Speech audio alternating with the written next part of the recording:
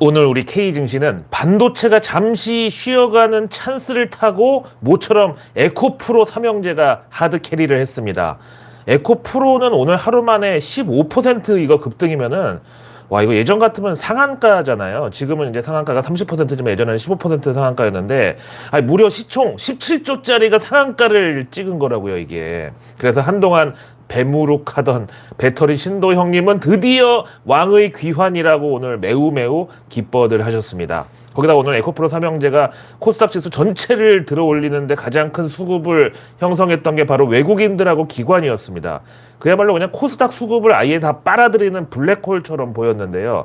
그래서 생각하기에 요 외국계하고 기관 에코프로 공매도 세력들이 이제 완전히 백기투항을 하고 이제라도 베슬람 형님들하고 한마음 한뜻으로 에코프로 100만 원 행진에 동참을 하는 건가, 뭐 이거는 조금 더 지켜봐야 알겠습니다만, 여기서 근데 추가 상승을 하려면은, 그래서 진짜 에코프로가 100만 원까지 올라가려면은 아니 누군가가 파는 사람이 있어야 그걸 받아먹고 외국인들하고 기관이 올릴 텐데, 근데 또 개인 투자자분들은 100만 원 갈 때까지 절대 단 한 주도 안 판다면서요.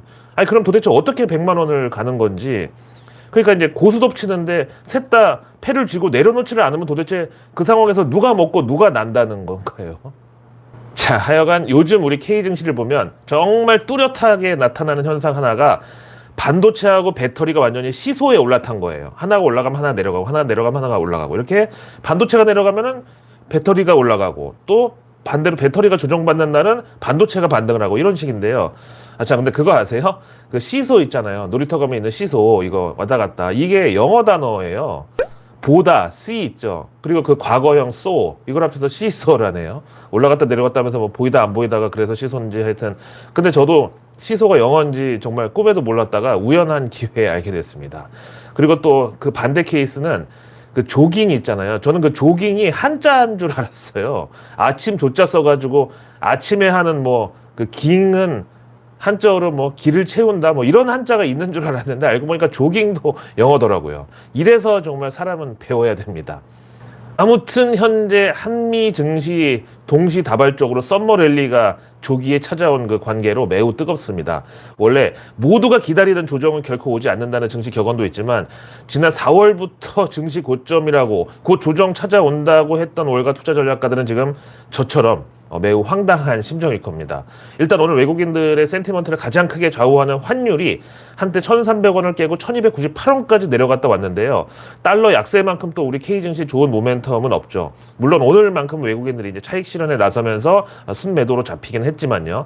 여기다가 이제 월가 유동성 중독자들이 또 우참 실패, 그러니까 도저히 웃음을 참을 수 없는 게 하나 더 있는데, 그게 바로 당장 다음 주 6월 FMC에서 연준이 금리 동결할 확률이 현재 80%를 넘어가가지고 완전히 굳히기에 돌입을 했습니다. 이게 진짜 일주일 전까지만 해도, 그러니까 5월 마지막 주 그때만 해도 금리 동결 가능성이 30%, 금리 추가 인상 가능성이 70% 이랬었는데, 이게 연준 부의장 지명자 그 필립 제퍼슨이 갑자기 6월 금리 동결 시나리오에 시동을 걸면서 순식간에 뒤집어진 거고요. 그와 동시에 썸머 랠리도 조기 시동에 걸린 겁니다. 그 필립 제퍼슨 연준 부의장 지명자가 이렇게 월가 유동성 중독자들의 우상으로 떠오르면서 당연히 인사청문회는 뭐 무사 통과가 확실시 되고 있고요. 대신에 이제 제롬 파월 연준 의장 입장에서는 아주 그냥 꼴배기 싫어가지고 그냥 미칠 노릇일 수밖에 없죠. 겨우 인플레이션 좀 잡아놨는데 이거 이렇게 주식시장이 다시 강세장으로 돌아서면은 자산 버블이 도로 기어 올라가는데, 저 흑인 부의장 저놈 저거 아직 지명도 안 된 놈이 갑자기 왜 저렇게 유동성 냄새를 풍기고 다녀가지고 진짜 생각 같아서는 손 좀 봐주고 싶다, 지금 이런 심정이 지금 현재 제롬 파월 연준 의장일 텐데, 근데 제가 내일 뉴스 미리 보기에서 이미 이 필립 제퍼슨 연준 부의장 지명자의 캐릭터부터 뭐 살아온 인생 역정, 히스토리, 그리고 바이든 정부로부터 부여받은 임무 등등 자세히 다 정리를 해드렸잖아요. 그러면서 작년 여름에 갑자기 9월 금리 동결 주장하던, 또 하필 이분도 연준에서 흔치 않은 흑인 지역 연은 총재인데 바로 라파엘 보스틱 아틀란타 연은 총재, 이분도 당시에 이제 지금과 마찬가지로 월가 유동성 중독자들이 막 이 사람의 주장에 열광을 했지만 바로 얼마 못 가가지고 같은 연준 내의 임원들한테 저격당하고 완전히 찌그러졌던 그런 사례가 있었죠. 하지만 당장 다음 주에 열리는 6월 FMC에서 제롬 파월 연준 의장이 이번 조기 썸머 랠리에 찬물을 끼얹어버릴 그럴 카드가 마땅히 지금 없습니다. 만약에 그러려면은 결국 지난 그 실리콘밸리 은행 그 미국 중소형 은행 파산 사태 때 연준이 연방예금보험공사 FDIC에 주문해가지고 긴급 유동성 수혈해 준 거, 그게 지금 또 자산버블을 만들어냈다, 이걸 본인이 시인을 해야 되는데, 그럼 이게 제롬 파월 역시 정치적으로도 역풍이 만만치 않을 걸 알거든요. 거기다가 원래 미국은 물론이고 우리나라도 여름철이 이게 이제 계절적으로 물가 상승하는 그런 시기인데, 근데 지금 증시까지 이렇게 급등을 해버리면은 더더욱 인플레이션 재발 압력이 커질 수밖에 없죠. 그 와중에 우리가 현충일로 쉬고 있던 그 사이에 호주 중앙은행 RBA가 통화정책회의에서 깜짝 금리 인상을 또 발표를 했습니다. 그러면서 근거로 이 아시아 최대 자원부국인 호주에서 인플레이션 전망치가 기어 올라가고 있다, 그래서 그걸 때려잡으려고 0.25%포인트 금리 올린 거라고 이렇게 설명이 나왔습니다. 이제 그러면 다음 타자는 바로 오늘 밤 캐나다 중앙은행인데, 만약에 여기도 또 깜짝 금리 인상 내지른다 하면은 아마 제롬 파월은 야, 이거 아무래도 안 되겠다, 내가 이번에 사고 한번 쳐야 되겠다, 이렇게 마음을 먹을 수 있다는 거죠. 하여튼 저는 미국의 인플레이션 원산지는 바로 캘리포니아가 아닌가. 무슨 오렌지도 아니고. 이 얘기 여러 번 말씀드렸는데, 여기 캘리포니아 이 미국 서부 지역, 여기가 이제 바이든과 민주당의 전통 지지층들이 많이 살고 있는, 그야말로 표밭이라는 거는 뭐 이미 다 알고 계실 거고, 여기 보면 작년에 그 휘발유 가격 막 비싸다고 해서 차량 한 대당 $800씩 유가 보조금을, 그것도 무슨 트럭이나 버스 같은 상업용 차량도 아닌 일반 자가용에다가도 다 $800씩 지급해줬고요. 그리고 올해는 또 불법 이민자들한테 일종의 정착 지원금격으로 또 $300씩 한 사람당 나눠주는, 이거를 또 시행하고 있습니다. 이 정도면 불법 이민자라는 표현을 뭐 쓰지를 말든가, 아예 정부에서 지금 불법을 장려하는 그런 격 아닌가요? 거기다가 또 지금 캘리포니아에서 저소득층 가구에 대해서는 전기요금을 연간 $300 깎아주는 법안이 또 상정이 돼 있는데, 그럼 그 부족분은 어디서 메꾸느냐 하면은 일명 전기요금 차등제라고 해서 소득이 높은 사람은 전기요금도 더 비싸게 징수를 한다는 거예요, 지금. 이게 자본주의 선진국 미국에서 이게 있을 수 있는 법안인가요? 그래서 구체적인 기준을 보면은 연소득이 $28,000, 우리 돈으로 3,600만 원 미만인 사람은 전기료 기본요금을 $15, 우리 돈으로 2만 원 정도로 책정을 하고, 대신에 연소득 $18만, 우리 돈으로 2억 이상 버는 사람은 기본요금을 월 $128, 우리 돈 17만 원 정도를 기본요금으로 부과한다는 거예요.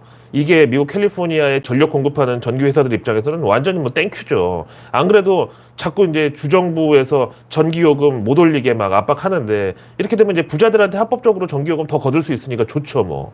하여튼 뭐 이 법안이 아직 통과되지는 않았습니다만, 내년 미국 대선까지 계속 이런 식의 어떤 선심성 정책은 계속 될 건데, 그럼 그 재원을 다 어디서 마련하겠습니까?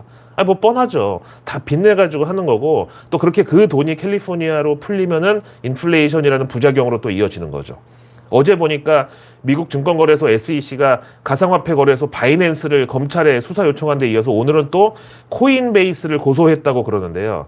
참, 이러면서 미국 재무부랑 연준이 뭐 달러 가치를 방어하고 인플레이션을 잡는답시고 재정정책, 통화정책을 서로 공조한다고요.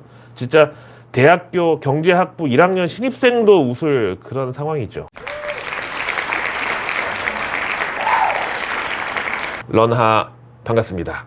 현재 월가에서는 이번 조기 썸머랠리가 과연 언제까지 갈지, 그리고 현재 상황이 야구로 치면은 몇 회 초, 몇 회 말인지, 여기에 대한 찬반 양론이 격돌하고 있는데요. 저는 개인적으로 9회 초인지 말인지까지 모르지만 어쨌든 9회에 접어들었다고 말씀드리고 싶고요. 이번에 CNBC 자료를 또 보니까 현재 S&P 500 지수가 박스권 상단이었던 4,200포인트를 돌파하면서 이게 조기 썸머랠리로 이어졌는데, 이렇게 되면은 작년 썸머랠리 그 고점이었던 4,305포인트까지 열려 있다고. 그러니까 이제 추가 상승이 여기서 더 가능할 것으로 보는데, S&P 4,305포인트를 우리 코스피에 대입하면은 2,640포인트 정도가 나오는데, 이게 이제 이번 조기 썸머랠리의 고점이라고 할 수 있고요. 현재 상방으로 한 4% 정도 남아있는 셈이죠. 다음 도이체방크는 이게 바로 전형적인 역설적 장세의 상승장이라고, 그러니까 추가 상승에 대해서 회의적인 시각이 많아질수록 반발 매수세는 더 강해지는 이런 현상이 지금 일어나고 있다면서, 여기서 조정을 좀 받아야 하반기 증시가 더 좋을 수 있다, 이렇게 분석을 했고요. 다음 바클레이즈는 최근 IT 메가캡, 이제는 라지캡도 아닌 메가캡 중심의 랠리가 좀 과도했다고 보는데, 여기서 차익 실현이 좀 나와야 증시의 골고루 상승세가 퍼질 수 있다고 주장을 했어요. 그러면서 데이터로 제시한 게 S&P 500 지수 내의 상위 5개 종목의 올해 상승률이 S&P 지수 전체 상승폭에서 차지하는 비중이 사상 최고를 기록하고 있다네요. 이거 약간 우리 K 증시에서 반도체하고 2차 전지의 시소 현상, 요거랑 좀 비슷하죠. 자, 오늘의 외국계 리포트는 모간 스탠리가 K 통신업종에 대해서 이동통신 3사를 분석했는데요. SK텔레콤은 목표가 6만 원에 투자 의견 오버웨이트, KT 목표가 3만 원에 투자 의견 이퀄 웨이트니까 시장 비중, 다음 LG U 플러스 목표가 12,000원에 투자 의견 역시 이퀄 웨이트, 시장 비중. 사실 뭐 저희 집 바로 옆에 있는 LG U 마이너스, 내가 하도 거기 뒤어서 이렇게 표현하는데 뭐 고객 정보 유출 사건에다가 뭐 서비스 품질 이런 걸로 최근 좀 비난의 화살이 집중됐었죠. 근데 요즘 제4 이동통신사 도입에 대해서 정부가 정말 8년 만에 가장 적극적으로 검토 중이라고 합니다. 5G로 올라가면서 요금이 이제 올라가다 보니까 이것도 인플레이션에 당연히 한 부분을 차지하다 보니까 제4 이동통신사를 이제 허가를 해주면은 통신비라도 조금 이제 떨어지지 않을까 뭐 이런 상황인데, 그 제4 이동통신사 후보군에 쿠팡부터 그 토스 운영사 비바 리퍼블리카, 다음 KB 국민은행까지 지금 뛰어들고 있는 기세인데요. 이 중에서 만약에 뭐 쿠팡 같은 데가 만약에 제4 이동통신을 먹는다, 그럼 이제 뭐 살벌하게 요금제 할인 들어가고 단말기 싸게 푸는 거 이제 이렇게 나설 텐데, 그럼 지금 현재 이동통신 3사 SK, KT, LG 이 셋 중에서 어디가 제일 고객을 많이 뺏기고 고객들이 많이 이탈을 하겠습니까? 뻔하죠. 다음 이 모간 스탠리는 오늘 포스코 퓨처 M에 대해서도 분석을 했는데, 이번에 그 울티움 캠 수주 있잖아요. 이게 최근 뭐 시장에서 충분히 예상됐던 거기 때문에 놀랄만한 일은 아니고, 대신 울티움 셀에 양극재를 공급하는 울티움 캠의 존재 목적을 재확인한 거 정도는 의미가 있는데, 이게 과연 포스코 퓨처 M에도 도움이 되느냐. 다만 두 가지의 확실한 의미를 꼽으라고 하면은 경쟁사 대비 월등한 장기 수주 역량을 인정받은 거, 그리고 실적 가시성이 높아졌다는 거, 이렇게 두 가지를 인정하고, 울티움셀은 올해 이미 총 74킬로톤의 양극재 출하량 중에 약 50%를 차지할 것으로 예상하고 있다고 합니다. 매출 증가하고 수주 소식이 소재주의 주가 동력임을 확인한다는 차원에서 모간 스탠리는 포스코 퓨처의 목표가 29만 원에 대신 투자 의견은 중립을 유지했습니다. 다음 모간 스탠리가 SK IE 테크놀로지는 좀 좋게 보나 봐요. 목표가 13만 원에 투자 의견 오버웨이트, 비중 확대로 콜했습니다. 다음 모간 스탠리와 같은 집안 사람 JP 모간에서는 K 바이오 시밀러에 대해서 삼성 바이오로직스 목표가 116만 원에 투자 의견 오버웨이트, 비중 확대고, 셀트리온 목표가 13만 원, 거기다 투자 의견은 언더웨이트, 비중 축소. 셀트리온 헬스케어 목표가 44,000원에 투자 의견 언더웨이트, 역시 비중 축소입니다. 와, 진짜 여기 JP모간은 셀트리온하고 무슨 원수가 졌는지 이거 또 지금 공매도 지령 내리는 것 같은데, 아니 서정진 회장 그 혼외자 그 딸이 무슨 JP모간 제이미 다이먼 아들 사귀다가 뭐 군대 갔는데 고무신이라도 거꾸로 신었는지 진짜 무슨 원한인지 모르겠어요. 근데 또 이 JP모간이 우리 완성차 업체들에 대해서는 그야말로 눈에서 하트 뿅뿅인데, 현대차 목표가 28만 원에 투자 의견 오버웨이트, 기아 목표가 12만 원에 역시 투자 의견 오버웨이트, 비중 확대입니다. 요즘 우리 K오토에 대한 외국계 하우스들 선호도가 좀 엇갈리고 있는데요. HSBC는 또 현대차 목표가를 26만 원에 기아 10만 5천 원 제시했고, 골드만삭스는 현대차 목표가를 기존 25만 원에서 오늘 24만 원으로 내렸고요. 기아도 목표가 하향인데 기존 11만 원에서 오늘 9만 5천 원으로 대폭 깎았습니다. 그리고 맥쿼리는 현대차 목표가 20만 원에다가 기아차는 11만 원으로 후려쳤어요. 사실상 현재가보다 낮은 목표가 제시하는 것은 공매도 지령이라고 늘 말씀드리죠. 다음 이제 이 맥쿼리 증권은 또 K 이커머스 관련 분석에서 소비 심리 약화로 인한 시장 둔화 속에서도 네이버하고 쿠팡은 2위 업체들과의 지속적인 시장 점유율 상승으로 돋보이는 모습을 보이고 있다. 그중에 네이버는 디지털 광고 및 이커머스 시장에서의 지속적인 지배력 확대, 3분기 하이퍼클로바 X 출시에 따른 인공지능 이니셔티브에 대한 긍정적인 전망, 또 인공지능 및 데이터에 대한 투자에도 불구하고 비용 절감 노력을 감안해서 한국 이커머스 섹터 내에 최선호주로 이 네이버를 꼽았습니다. 그래서 네이버 목표가 26만 원에 투자 의견 아웃퍼폼, 그 다음에 쿠팡 목표가 22달러에 역시 투자 의견은 아웃퍼폼, 비중 확대입니다. 사실 저는 다른 인공지능 뭐 이런 거 말고 쿠팡 앱에 들어가면은 아마도 이 사용자가 요 물건을 사고 싶어 할 것 같다라고 해서 추천해주는 품목들이 있거든요. 그거에 있어서는 진짜 이커머스 중에서 쿠팡이 만신이라고 생각합니다. 그래서 내일 뉴스는 내일 보면 너무 늦습니다. 구독과 알림 설정만으로 아직 나오지 않은 오늘 뉴스도 아닌 내일의 뉴스를 매일 저녁 여러분들의 안방으로 제가 직접 배달 갑니다. 자, 내일은 벌써 목요일이네요. 이번 주 징검다리 휴일로 하루 더 쉬고 나니까 이제 주말이 또 이틀 앞으로 다가옵니다. 그래서 매주 한 번씩 뉴스 뺑소니 라이브에서 아예 일주일치 뉴스를 미리 다 알려드리니까요. 많은 관심과 참여를 부탁드리고요. 방송 끝나고 나면은 일정표도 유튜브 커뮤니티에다 공유하고 있으니까 마음껏 퍼가셔도 좋습니다. 자, 6월 8일 목요일 먼저 정부 일정 보시죠.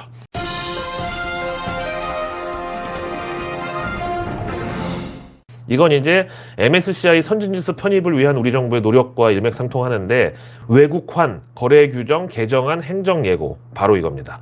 일단 증시에서는 MSCI 선진지수 편입이 안 되더라도 그 기대감이라도 만약에 반영이 된다고 하면은 결국은 반도체, 2차 전지, 조선 이렇게 세 개 정도 대표적인 수출업종의 대장주들의 호재가 되겠죠. 그러고 보니까 대부분 뉴스 뺑소니 라이브에서 설명드린 이슈들인데 이건 이제 내일부터 요거는 또 중요하겠는데 오늘 인천 그리고 공항버스에서 내일 강원도하고 원주시가 수소버스 업무 협약을 체결할 예정이고 원주 시내 수소버스 전환을 위한 첫 걸음을 내딛습니다. 다음 산업부의 중동국가 할랄 식품과 화장품 해외 인증 지원 요것도 내일부터 시작이 되고요. 다음 또 내일 증시 일정은 제일 중요한 게 선물 옵션 동시 만기일. 다음 내일 마녀공장이라는 화장품 제조사가 상장하는 날이고요. 또 KB 스펙 25호가 이틀 일정으로 수요 예측에 돌입합니다. 자, 오늘 하루도 고생 많으셨고요. 뉴스 뺑소니 밑에 라이브 주소창을 고정 댓글로 남겨드릴 테니까 많은 관심 부탁드리고 또 런던 고라니 쇼츠 채널도 여러분들의 많은 성원을 부탁드리겠습니다. 제가 이렇게 활동 영역을 확대하고 또 돈을 많이 벌어야 여러분들께 더 양질의 내일 뉴스 미리 보기를 전해드릴 수 있다는 점을 좀 양해 부탁드리겠습니다. 항상 고맙습니다.